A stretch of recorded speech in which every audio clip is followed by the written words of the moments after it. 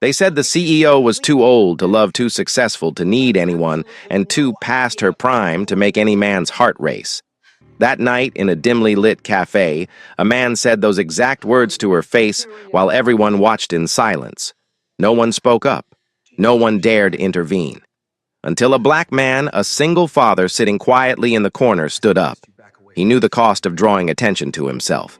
But if he walked away like everyone else, would she ever believe she deserved to be loved again? Rachel Hart had built an empire with her bare hands. At 44, she commanded a tech company worth hundreds of millions, led a team of over 2,000 employees, and had graced the covers of business magazines more times than she could count. But tonight, sitting alone in a corner booth of a quiet cafe after another 14-hour day, none of that mattered. She stirred her coffee without drinking it, watching the steam rise and disappear. 8 years since the divorce. 8 years since her ex-husband had looked at her across their kitchen table and said the words that still echoed in her mind. "You love your work more than you ever loved me." Maybe he was right. Maybe that was why she was here alone, while the rest of the world went home to someone who cared whether they lived or died. The cafe was nearly empty. A few couples whispered to each other in distant corners. A barista wiped down the counter with practiced indifference. And in a booth near the window, a black man spoke softly into his phone, his voice warm and gentle. "Yes, baby girl, I promise I'll be home before you wake up. Did you brush your teeth both sides? That's my Lily." Maddox Williams smiled as he listened to his 7-year-old daughter's rambling account of her day. He was 38, a single father who had learned to braid hair from YouTube videos and cook pancakes shaped like butterflies because that was what made his little girl smile. His ex-wife had left 3 years ago, telling him he was too nice, too boring, too predictable. He had accepted it. He had accepted a lot of things in his life. As a black man in corporate America, he had learned early that safety lay in silence, in not drawing attention, in knowing his place. He worked as an IT manager at a company he rarely thought about outside office hours. It paid the bills. It let him be there for Lily. That was enough. "Good night, sweetheart. Daddy loves you more than all the stars." He ended the call and reached for his coffee, and that was when he heard the voice. "Well, well, Rachel Hart, the Ice Queen herself." A man had approached Rachel's table. He was tall, expensively dressed, with the kind of smug confidence that came from inherited wealth and a lifetime of never being told no. Rachel recognized him immediately. Derek Morrison, a businessman whose partnership proposal she had rejected 2 years ago. She kept her expression neutral. "Derek, I didn't expect to see you here." Derek didn't wait for an invitation. He stood beside her table, making sure his voice carried across the quiet cafe. "I heard you're still single. Can't say I'm surprised." He let out a theatrical sigh. What man would want a woman who's older than him, more powerful than him, and colder than a winter in Alaska? Rachel's hand tightened around her coffee cup. She had faced hostile boardrooms, aggressive competitors, and media attacks. She had survived all of it. But something about this moment, the late hour, the empty cafe, the exhaustion that had seeped into her bones left her without words. Derek seemed to enjoy her silence. He leaned closer, his voice dripping with false sympathy. "You should accept it, Rachel. Some things money can't buy, and for women, time never comes back. You had your chance. You chose wrong." A few people glanced over. Someone let out a quiet laugh. No one moved. No one spoke. Rachel felt something fracture inside her chest. Not because Derek's words were cruel, she had heard worse, but because in this moment, surrounded by strangers who wouldn't meet her eyes, she wondered if he was right. If all her success had been nothing but a trade, and she had given away the only thing that truly mattered. A single tear threatened to fall. She forced it back, her jaw tightening with the effort. Across the cafe, Maddox set down his phone. He had heard everything. He had seen the way Rachel's shoulders tensed, the way her jaw tightened, the way she fought to keep her composure, while a man publicly humiliated her for the crime of being successful and alone. His instinct told him to stay seated. Don't get involved. Don't draw attention. A black man standing up for a white woman he didn't know in a room full of strangers who would assume the worst about him that was a recipe for disaster. But then he thought of Lily. He thought of the question she had asked him just last week, her small face serious and thoughtful. "Daddy, if I see someone being mean to another person, should I help them?" And he had told her without hesitation, "Always, baby girl, even when it's hard, especially when it's hard." What kind of father would he be if he couldn't live by his own words? Maddox stood up. His heart pounded against his ribs as he walked across the cafe, each step feeling heavier than the last. He could feel eyes turning toward him, could sense the silent calculations happening in every mind. Who is he? What does he want? Why is he getting involved? He ignored all of it. When he reached Rachel's table, he didn't confront Derek. He didn't raise his voice or make a scene. Instead, he simply slid into the seat across from Rachel as naturally as if they had planned to meet. "Sorry, I'm late," he said, his voice calm and steady. Traffic was terrible. Rachel stared at him, her lips parting in surprise. Maddox turned to Derek, his expression polite but firm. "Can I help you with something? We're in the middle of a meeting." Derek's smug grin faltered. He looked between Maddox and Rachel, trying to assess the situation, trying to find an angle of attack. But Maddox's quiet confidence left no opening. "I didn't realize she had company," Derek muttered. He straightened his jacket, attempting to salvage his dignity. "Some advice, friend. Women like her eat men like you for breakfast." Maddox didn't flinch. "Thanks for the warning. Have a good night." Derek lingered for a moment, searching for a comeback, finding none. Finally, he turned and walked away, his expensive shoes clicking against the floor until the cafe door swung shut behind him. Silence settled over the table. Rachel looked at the stranger who had just rescued her from one of the most humiliating moments of her life. He was younger than her, dressed simply in jeans and a button-down shirt, with kind eyes that held no expectation, no agenda. "I'm Maddox," he said. "IT department. I think we work in the same building, actually." She blinked. "You work for my company." "Somewhere on the 4th floor. I doubt you've noticed." He smiled slightly. "You don't need to thank me. I just don't like it when people say things that aren't true." He started to stand ready to return to his own table and his cold coffee and his quiet evening. "Wait." The word escaped Rachel before she could stop it. Maddox looked at her, waiting. She didn't know why she said it. Maybe it was the loneliness that had become her constant companion. Maybe it was the fact that this man, this stranger, had done something no one else in her life had done in years. He had stood up for her, without being asked, without wanting anything in return. "Stay," she said. "At least finish your coffee.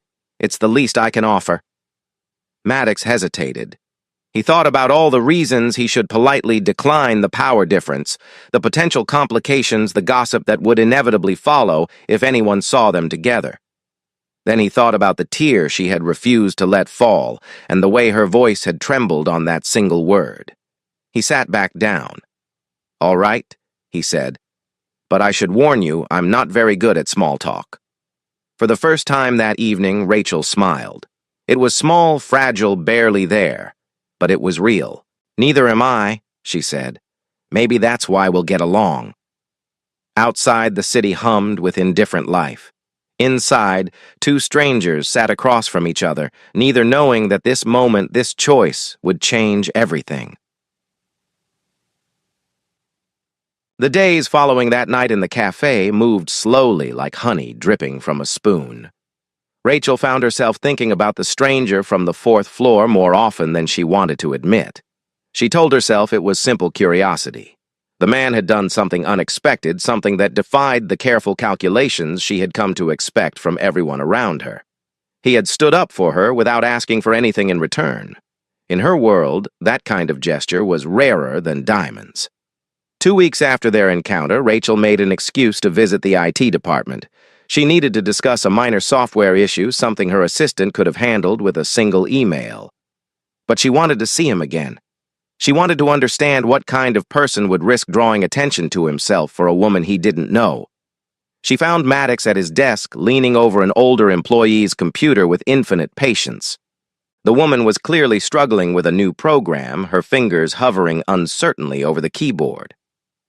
"Click there," Maddox said gently. "No, that's okay. Everyone makes that mistake. Let's try again." Rachel watched from the doorway. She had seen managers snap at employees for far less.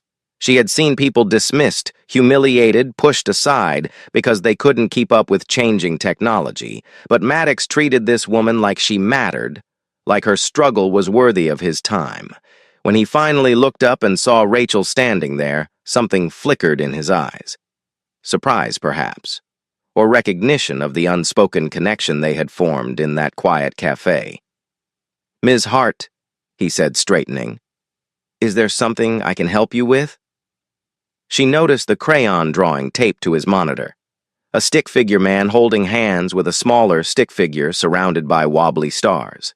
The handwriting at the bottom said, "Daddy is my superhero. Just checking on the new security protocols," she said, though they both knew that wasn't why she was there. "Walk me through them." He did, and when the technical explanation ended, they kept talking. About nothing important. About everything that mattered. This became their pattern over the following weeks, brief conversations that stretched longer than intended. Accidental meetings in hallways that felt less accidental each time. Rachel would find reasons to visit the fourth floor, and Maddox would find reasons to linger near her office. One evening, nearly a month after the cafe incident, they found themselves alone in the building. Rachel had stayed late to review quarterly reports. Maddox had stayed to finish a system upgrade. They met by chance in the break room, both reaching for the coffee pot at the same time. "You're here late," Rachel said. Maddox smiled slightly. "So are you. Doesn't the CEO get to go home early?" "The CEO gets to go home to an empty apartment and leftover takeout." The words slipped out before she could stop them. She looked away, embarrassed by her own honesty. Maddox poured 2 cups and handed her one. "I know what that's like. Before Lily, I mean. After my wife left, there were nights when the silence felt louder than anything else." Rachel wrapped her hands around the warm cup. "How do you do it? Raise her alone." "I learned." He leaned against the counter, his expression thoughtful. "People think men can't take care of children. But love doesn't require perfection. It just requires showing up. Every day, no matter what." Something in his words reached a place inside Rachel that she had kept locked for years. She found herself speaking before she could think better of it. "I used to believe that if I was successful enough, I wouldn't need anyone. That I could fill the empty spaces with achievements and acquisitions." She stared into her coffee. "But success doesn't know how to hold you at 2 in the morning. It doesn't know how to say everything will be okay." The confession hung between them. Neither moved to break the silence. They both understood in that moment that they had revealed something true about themselves, something they hadn't said to anyone else. The company's annual charity gala arrived 3 weeks later. Rachel had attended dozens of these events over the years, always alone, always performing the role of the powerful CEO who needed no one by her side. This time she made a different choice. She invited Maddox and his daughter Lily to attend as her personal guests. It was a deliberate decision, one that would inevitably raise eyebrows and start conversations. But Rachel was tired of hiding, tired of pretending that her success meant she had to be alone. The gala was held in a grand ballroom downtown, filled with crystal chandeliers, and people in expensive clothes making expensive small talk. Maddox arrived in a rented suit, holding Lily's hand. The little girl wore a purple dress she had picked out herself, her eyes wide with wonder at the glittering room. For the first hour, everything went smoothly. Maddox stayed by Rachel's side, quietly confident, despite the curious glances from other executives. Lily charmed everyone she met, asking questions about the fancy food and giggling at the live orchestra. Then Rachel stepped away to greet a major investor, and when she turned back, Lily was gone. Panic seized Maddox's chest. He scanned the crowded room, calling his daughter's name, pushing through groups of strangers who looked at him with suspicion and annoyance. A black man in a rented suit searching frantically, he could see the assumptions forming in their eyes.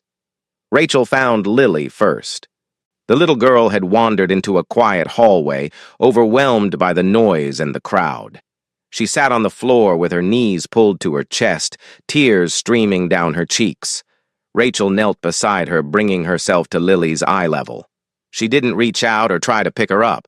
She simply sat there, her elegant gown pooling on the floor, and spoke in a voice softer than anyone in that ballroom had ever heard from her.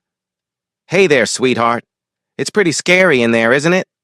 Lily nodded, sniffling. "You know what?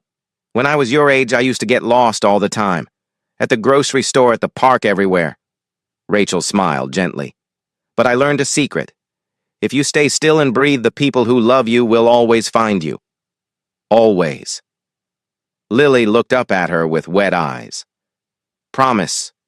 Promise." Maddox found them like that, sitting together on the hallway floor, his daughter's small hand wrapped around Rachel's fingers. Something shifted in his chest, something that felt dangerously close to hope. That night, after the gala ended and Lily fell asleep in the car, Maddox walked Rachel to her door. They stood in the quiet darkness, neither wanting the evening to end.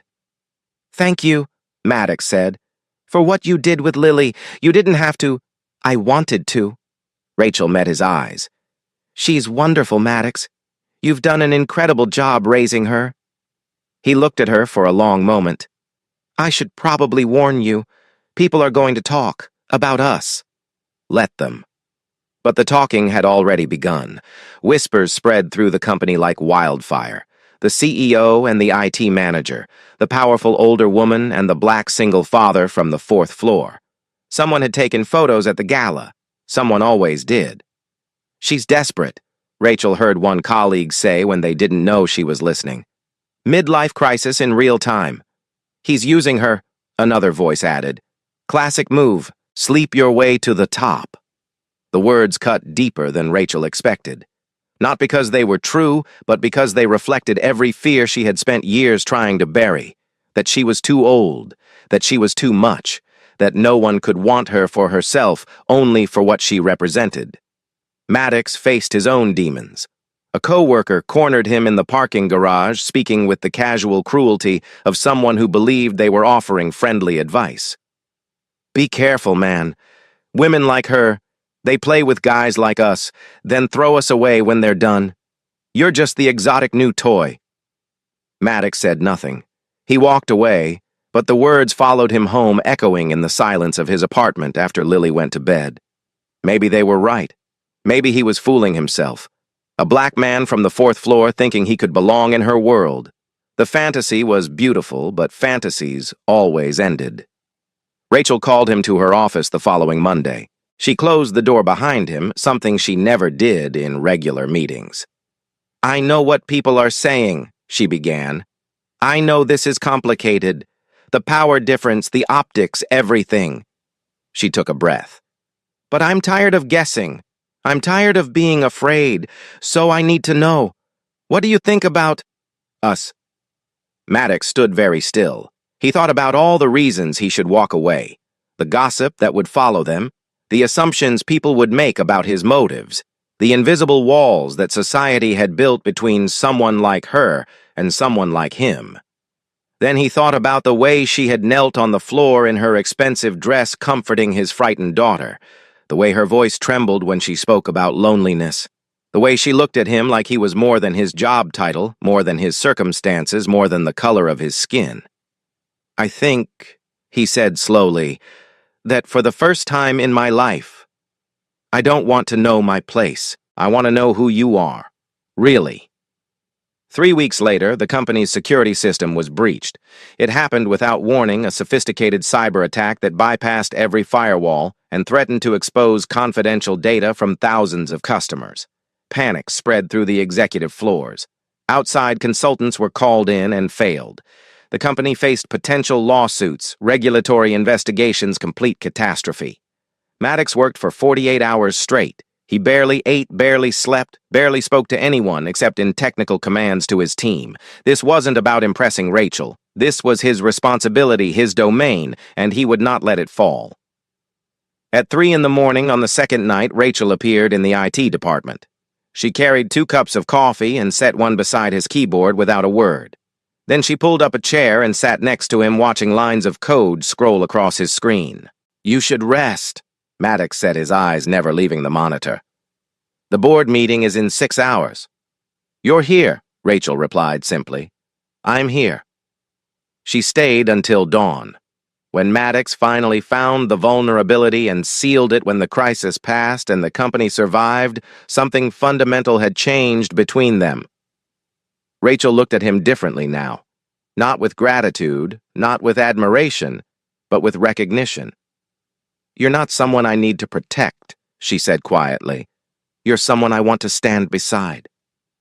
But their victory was short-lived. Marcus Blake had been waiting for his opportunity. He was younger than Rachel, ambitious in a way that had always made her uncomfortable, and he had spent years positioning himself as her eventual replacement. The security breach and its aftermath gave him exactly what he needed. Board members began questioning Rachel's leadership. They didn't mention her age directly, they were too smart for that, but the implications were clear. The company needed fresh energy, new direction, someone who could navigate the changing landscape without distractions. The rumors about her relationship with Maddox only added fuel to the fire. Someone leaked a photo of them at dinner together. Within days, it was everywhere. Anonymous board members gave quotes to business journalists. "She's lost focus. Personal matters are affecting her judgment. Perhaps it's time for new leadership." Rachel could have hidden. She could have denied everything, distanced herself from Maddox, and hoped the scandal would pass.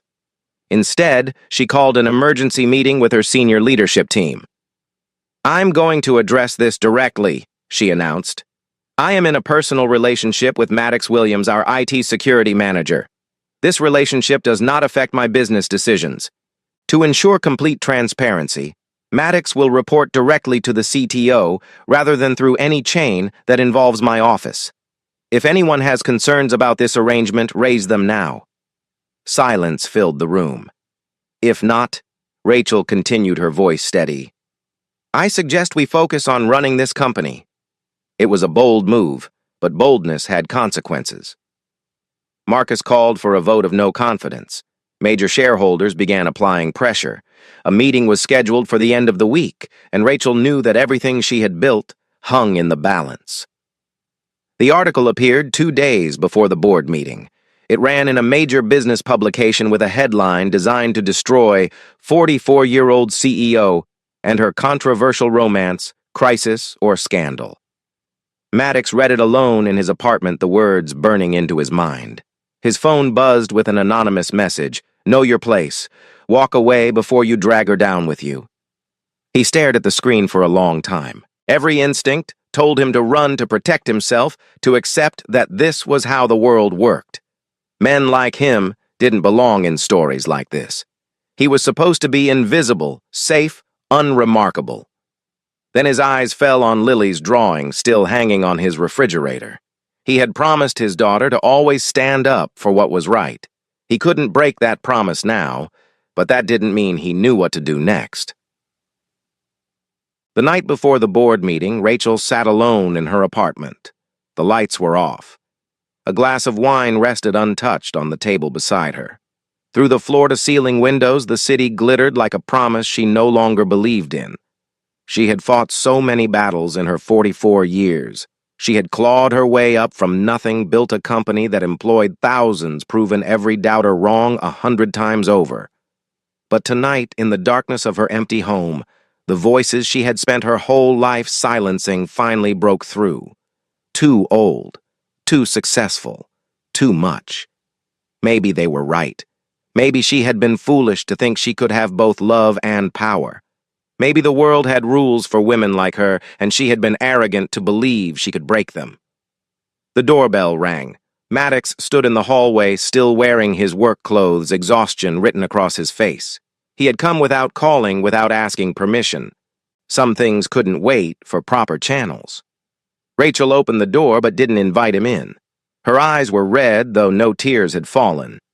"You shouldn't be here," she said. "If someone sees you—" "I don't care."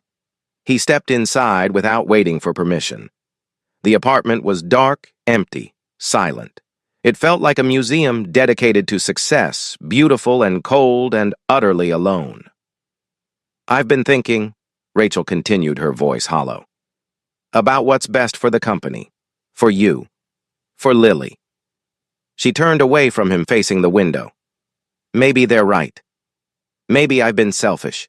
You have a daughter to think about. You don't need to be dragged into my mess. Maddox moved closer, but didn't touch her. What are you really afraid of? The question cut through her defenses like a blade. I'm afraid that tomorrow I'll walk into that room and fail, she admitted. I'm afraid they'll look at me and see exactly what they've always seen: a woman past her prime, desperate enough to fall for a man who works in her company. I'm afraid that when I lose, you'll realize I'm not the powerful CEO you defended in that cafe. I'm just a lonely, middle-aged woman who wanted something she didn't deserve. Her voice broke on the last word. She turned away, not wanting him to see the tears that finally escaped. Maddox closed the distance between them. He took her hands in his, feeling them tremble. That night in the cafe, I didn't stand up because you were powerful, he said quietly. I stood up because what that man said was wrong, because you deserved better than silence. His eyes held hers steady and sure. And I'm here tonight for the same reason. Not because you're the CEO, because you're Rachel. That's always been enough. She looked at him through her tears. And if I fail tomorrow, if I lose everything... Maddox's answer was simple. Then we figure out what comes next. Together. They stayed like that for a long moment, standing in the darkness, holding on to each other like survivors of a shipwreck. Rachel had spent her entire adult life being strong alone. She had never considered that there might be a different kind of strength, the kind that came from letting someone else carry part of the weight. Will you be there tomorrow? She asked finally. I never planned to be anywhere else. The boardroom was full when Rachel arrived the next morning. Every seat at the long mahogany table was occupied. Marcus Blake sat near the head, his expression carefully neutral, though triumph flickered in his eyes. Major shareholders had flown in for the occasion. The air smelled like expensive cologne and barely contained anticipation. This was it. The moment everything would be decided. Marcus spoke first, his voice smooth and reasonable. He presented charts showing market volatility, referenced the recent security breach, expressed concern about leadership stability. He never mentioned Rachel's age directly, he was too smart for that, but the implications hung heavy in every word. The company needed fresh energy, new vision, someone without distractions. When he finished, he turned to Rachel with a smile that didn't reach his eyes. I'm sure Ms. Hart would like to respond. Rachel rose from her seat. She looked around the room, meeting the eyes of people who had doubted her, underestimated her, and waited for her to stumble. Then she began to speak. You want to talk about capability? Let's talk about numbers. Under my leadership, this company has grown 340% in 10 years. We've survived 3 economic downturns. We've expanded into markets that didn't exist when I started. Every person in this room has profited from decisions I made when everyone else said they were too risky. Her voice was steady, controlled, powerful. You want to talk about age? I'm 44 years old. That means I have 44 years of experience navigating a world that has never made room for women like me. I have 20 years in this industry and 10 years understanding this company better than anyone else in this building. She turned to face Marcus directly. You want to talk about my personal life? Fine. I am in a relationship with Maddox Williams. He is a man of integrity, intelligence, and courage. We have established clear professional boundaries. He reports to the CTO, not to me, and his performance is evaluated independently. He saved this company last month when no one else could. If my ability to recognize talent and character is a liability, then this board has bigger problems than who I choose to spend my time with. Silence filled the room. No one moved. Rachel wasn't finished. I have given everything to this company, my marriage, my youth, my chance at a normal life. I don't regret those choices, but I will not apologize for wanting something more. I will not apologize for being human. She sat down. Her heart pounded against her ribs, but her face revealed nothing. The board chair cleared his throat. We've also asked Mr. Williams to present his security assessment given recent events. Maddox entered the room. He wore his best suit, the same one he had worn to the charity gala. He carried a folder of documents and a flash drive containing every piece of data that mattered. He didn't look at Rachel. He didn't need to. For the next 20 minutes, Maddox presented his analysis of the security breach with clinical precision. He explained the vulnerability, the response the solutions implemented, and the preventive measures now in place. He answered questions from hostile board members with facts, not emotions. He cited industry standards, referenced comparable incidents at competitor firms, and demonstrated exactly how much worse the situation could have been without immediate intervention. When he finished, even Marcus had nothing to say. Then a voice spoke from the far end of the table.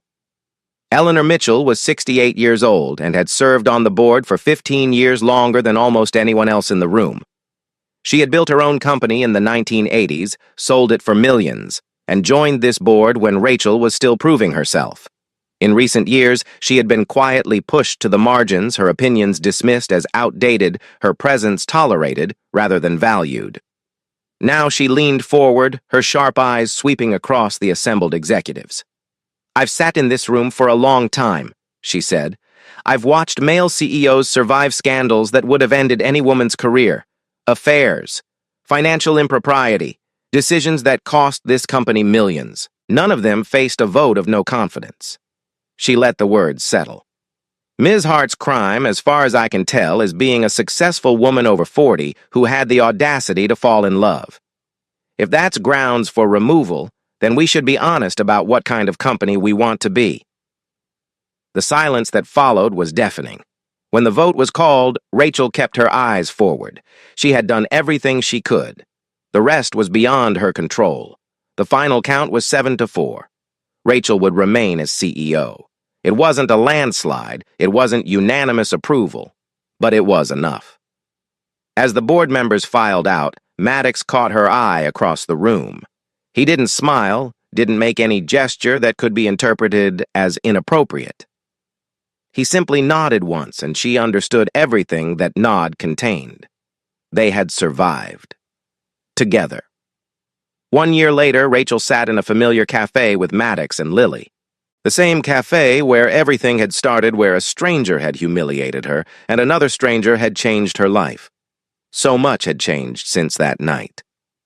Maddox had been promoted to Chief Information Security Officer after a rigorous external evaluation process, a position that reported directly to the board, removing any question of favoritism. Their relationship had weathered scrutiny, gossip, and doubt, emerging stronger for having survived it all. Lily was drawing on a napkin, her tongue poking out in concentration. Maddox helped her choose colors, suggesting purple for the sky because ordinary blue was boring. Rachel pretended to read a report on her tablet, but her eyes kept drifting to the two people across from her. A young woman approached their table, nervous and hopeful. She couldn't have been older than 35. "Excuse me, you're Rachel Hart, aren't you?" Rachel looked up, expecting another business proposition, another request for a meeting. "Someone recorded your speech at the board meeting," the young woman continued. "It leaked online. I've watched it probably 50 times. She twisted her hands together. "I'm 35. No husband, no kids. Everyone keeps telling me I'm running out of time, that I've already missed my chance. But when I watched you, I thought, maybe they're wrong. Maybe they've always been wrong." Rachel set down her tablet. She looked at this stranger who carried the same fears she had carried for so long, who heard the same voices telling her she wasn't enough. "They are wrong," Rachel said firmly. "They always have been. But don't wait for someone else to tell you that. Tell yourself every single day until you believe it." The young woman thanked her and walked away. Lily looked up from her drawing. "Miss Rachel, are you famous?" Rachel laughed softly. "No, sweetheart. I'm just old." Maddox looked at her across the table, his eyes warm with everything they had survived, everything they had built, everything that still lay ahead. "That's not such a bad thing," he said. She reached across the table and took his hand. "No, it's not bad at all." Outside the cafe window, the city moved on, indifferent to the small miracle happening inside. Two people who had been told they didn't belong together. Two people who had chosen each other anyway. The world would keep telling them no, that she was too old, that he was too ordinary, that some stories weren't meant to have happy endings. But they had learned something that all the doubters and critics and anonymous voices would never understand. When everyone says it's impossible, sometimes all it takes is one person brave enough to stand up, even if that person is you. Especially if that person is you.